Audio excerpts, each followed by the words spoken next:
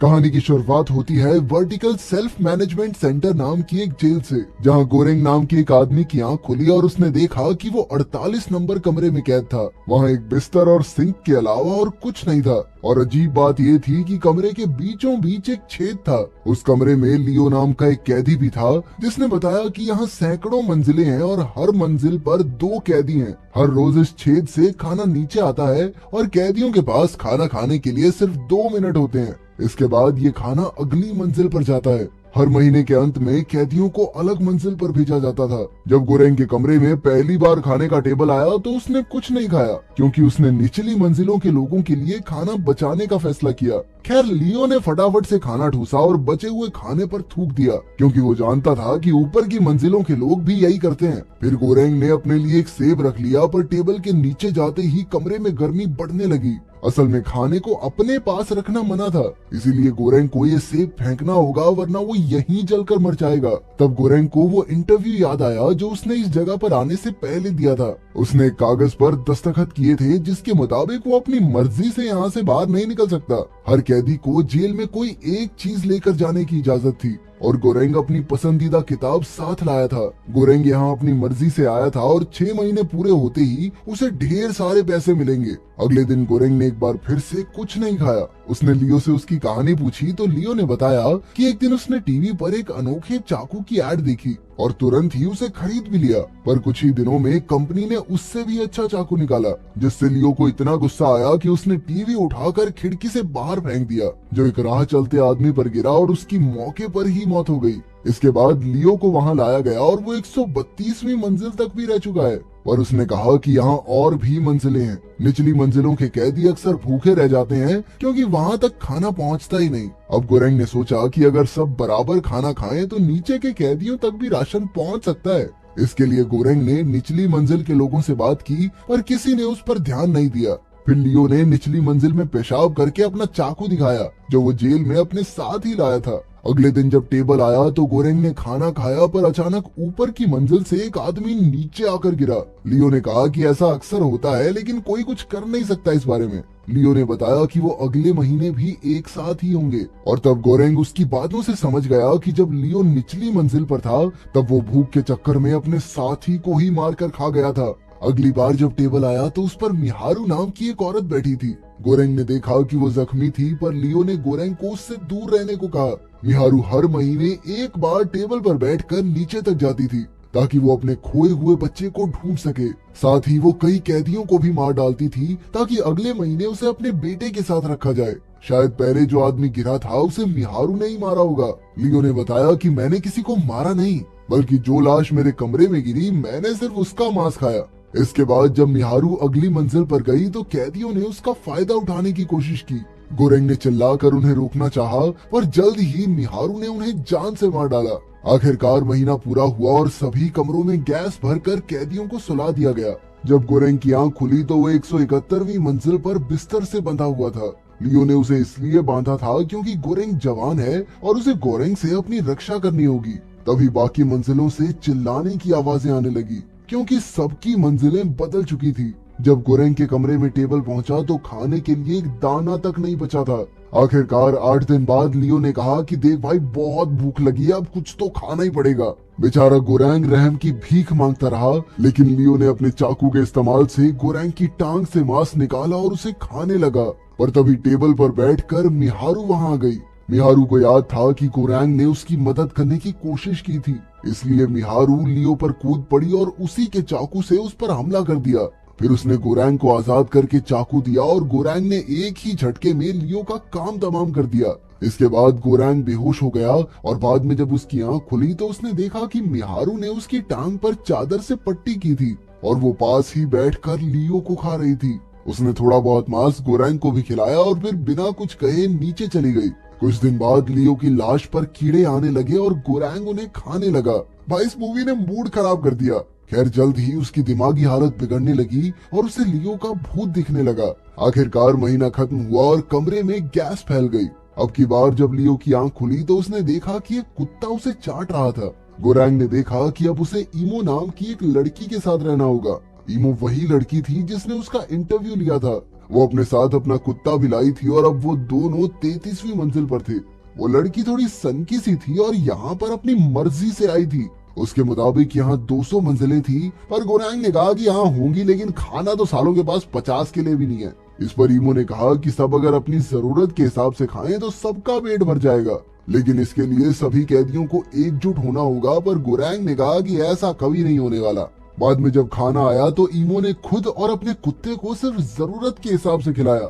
फिर उसने 2 लोगों के लिए प्लेट तैयार की और जब खाना नीचे पहुंचा तो उसने नीचे वाले कैदियों से उसकी बनाई हुई प्लेट में से खाने को कहा और कहा कि भैया प्लीज अगले कैदियों के लिए प्लेट बना देना। खैर लाजमी सी बात है कि उसकी किसी ने नहीं सुनी और गोरेंग ने फिर से कहा कि मैं ये सब करके देख चुका हूँ, कोई फायदा नहीं होने वाला। पर ईमो ने हार नहीं मानी और रोज लोगों को जरूरत के मुताबिक खाने को कहती रही। 2 हफ्तों बाद गोरेंग भी तंग आ गया और उसने नीचे वाले कैदियों से कहा कि आज अगर इस लड़की की बात नहीं मानी ना तो रोज तुम्हारे खाने पे मूत के भेजूंगा सालों।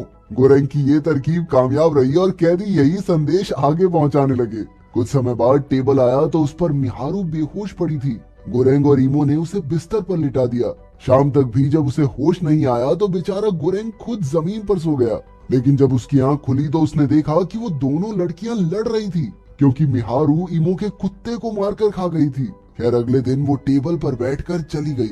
गोरेंग ने ईमो को बताया कि मिहारू अपना खोया हुआ बच्चा ढूंढ रही है। पर ईमो ने कहा कि पागल वागल है क्या, 10 महीने पहले ये अकेली यहाँ पर आई थी। फिर बातों बातों में हमें पता चला कि ईमो को दरअसल कैंसर है। खैर जल्द ही महीने का आखिरी दिन आ गया और गोरेंग ने उसे कुछ खाने को दिया, क्योंकि हो सकता है कि कल कुछ भी नसीब ना हो पाए। लेकिन ईमो बिस्तर से ही नहीं उठी।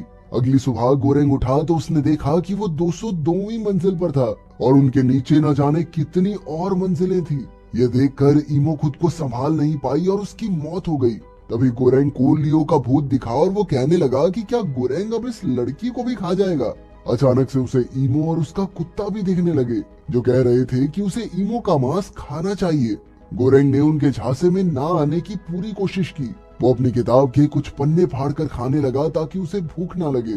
फिर उसने कांच से दीवार पर लकीरें खींचकर दिन गिनने शुरू किए, पर जल्द ही भूख ने उसके दिमाग पर काबू कर लिया और वो ईमो का मांस काटकर खाने लगा। कुछ समय बाद कैदियों के कमरे बदले गए और इस बार गोरैंग खुश था क्योंकि वो 6ठी मंजिल पर था। उस कमरे में मिहारू भी थी और उसने अचानक चाकू से गोरैंग पर हमला कर दिया।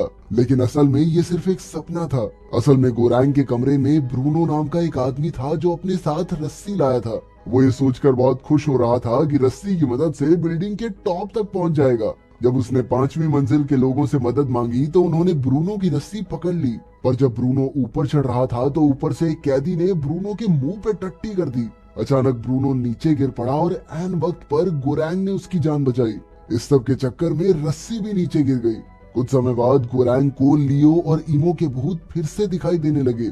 लियो ने उसे कहा कि तुम्हें हिम्मत रखनी होगी क्योंकि अब सिर्फ 1 ही महीना बाकी है, और ईमो ने उसे याद दिलाया कि कुछ भी अचानक नहीं बदलता। ये सब सुनकर गोरैंग जोश में आ गया और ब्रूनो की मदद से एक प्लान बनाने का फैसला किया।